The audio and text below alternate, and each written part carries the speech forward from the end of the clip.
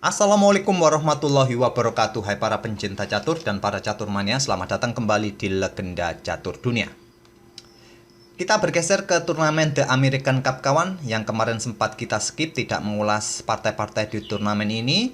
Dan sekarang sudah memasuki hari kelimanya kawan. Tadi pagi mempertemukan di champion bracket Dominguez versus Caruana. Dominguez kemarin menyingkirkan Levon Aronian dan Caruana menyingkirkan Sam Sevian, sehingga Levon serta Sam Sevian harus turun ke bracket eliminasi.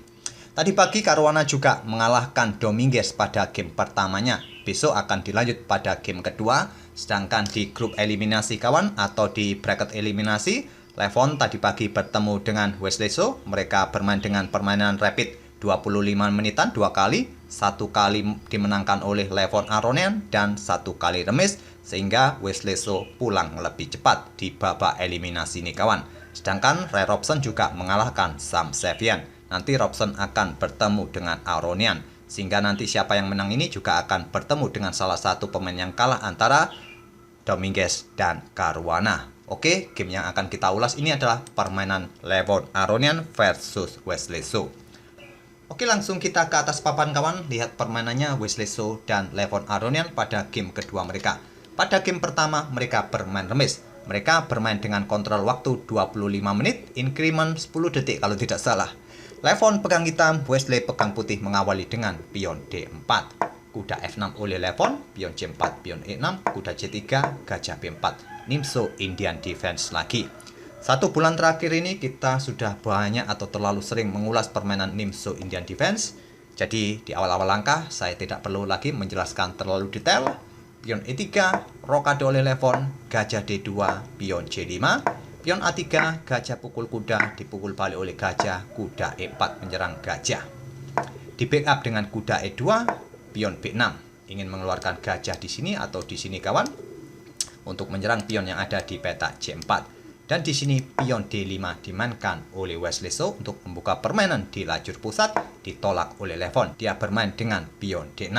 Dan pada posisi ini sudah ada beberapa game kawan, 5 game di game-game sebelumnya, di mana pion F3 ataupun menteri ke peta C2 ini menjadi pilihan bagi putih untuk melanjutkan langkahnya. Tapi Wesley So memilih beteng C1 dan ini merupakan langkah baru yang belum pernah dimainkan sebelumnya di langkah ke-10 ini.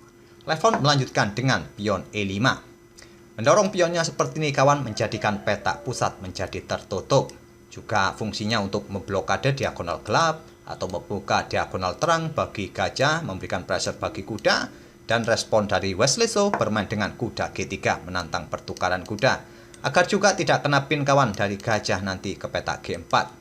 Di sini Levon memilih ambil gajah, dipukul balik oleh beteng dan pion F5 untuk mendapatkan penguasaan ruang di sini kawan dan membuka lajur F. Mengingat raja belum rokade, harus diperhatikan bagi kawan-kawan apa yang harus dilakukan berikutnya.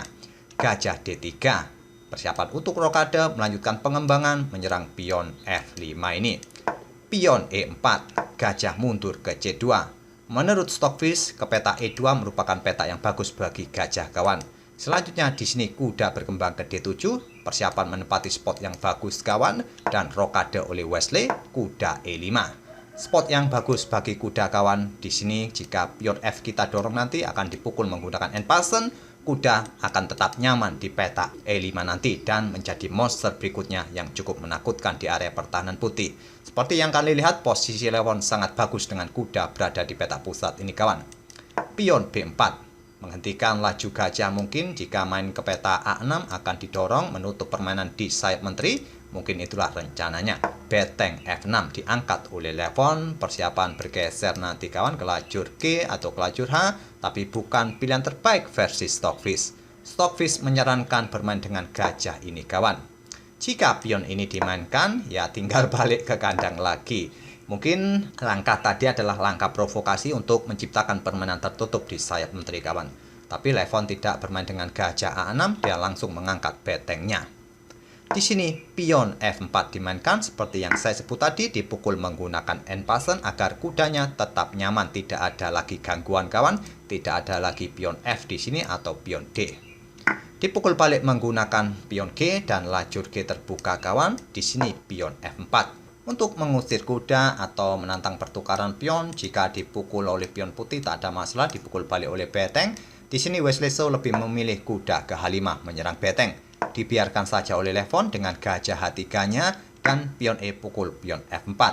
Memukul beteng dengan kuda terlebih dahulu merupakan pilihan terbaik, kawan. Barulah pion pukul pion. Kalian harus merelakan beteng ini, kawan. Jika kalian menggeser beteng naik ke peta ini, pion akan pukul pion mengganggu beteng. Diambil oleh beteng, menteri ke G5 skak, dan beteng ini tewas. Atau pada posisi ini, kawan, beteng ini digeser, malah bahaya, 2 langkah skak mat, kawan, di sini.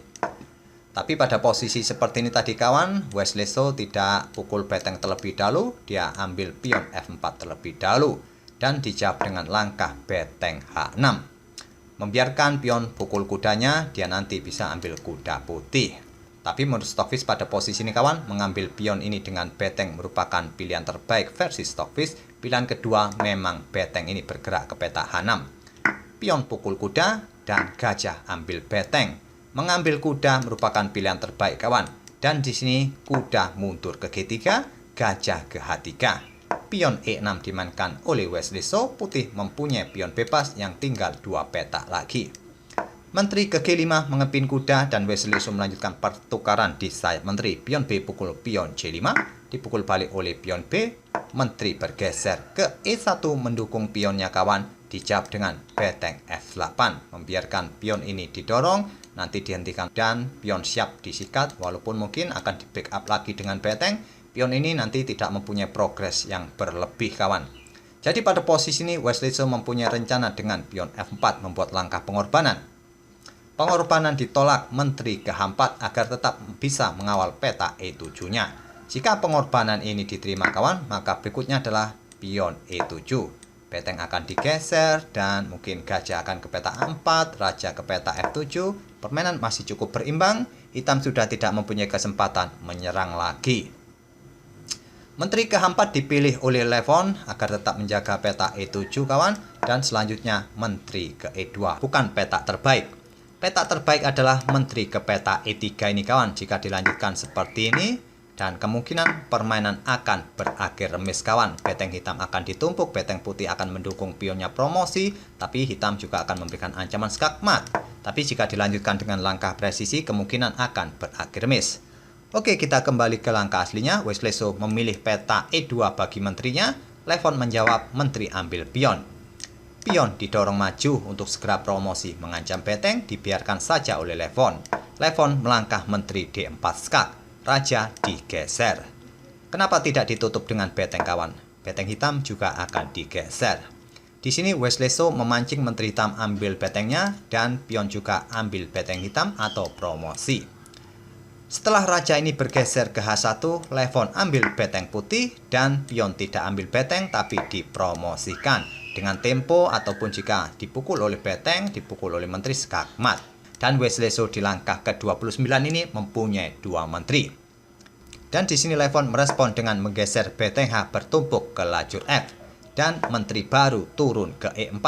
Berkoneksi dengan gajah memberikan ancaman skak di sini. Diantisipasi dengan langkah menteri terlebih dahulu melakukan skak di A1, ditutup oleh gajah, barulah pion G6. Menteri putih ke E1 membantu backup agar gajah ini bisa keluar nanti, kawan, tidak kena pin terus. Dan menteri hitam B2.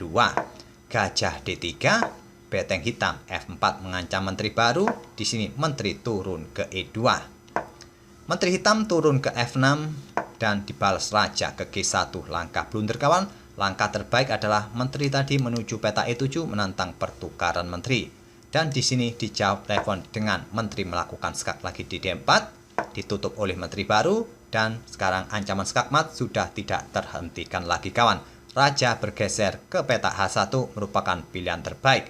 Dan pada posisi ini Levon menjawab dengan beteng E8. Di posisi ini Wesley So menyerah. Karena kenapa, kawan? Posisi menteri baru ini kena pin dari menteri hitam. Dia tidak bisa pukul beteng di peta F4 atau peta E8 ini, kawan. Dan kalau permainan dilanjutkan dengan langkah menteri pukul menteri, apa jadinya? Beteng akan pukul menteri putih skak. Ditutup oleh gajah, disikat oleh beteng, dipukul balik oleh kuda, dipukul balik oleh beteng skak mat. Itulah yang akan terjadi, kawan. Jadi pada posisi ini, jika ada variasi yang lain kalian temukan, silakan saja kawan kalian otak-atik mana yang terbaik. Dan itulah kawan permainan dari Wesley So versus Levon Aronian. Dengan kekalahan di game kedua pada hari kelima ini kawan, Wesley So harus pulang lebih cepat. Sudah tidak bisa lagi kawan turun ke bracket yang manapun. Karena di bracket eliminasi ini siapa yang kalah, dialah yang akan pulang kampung.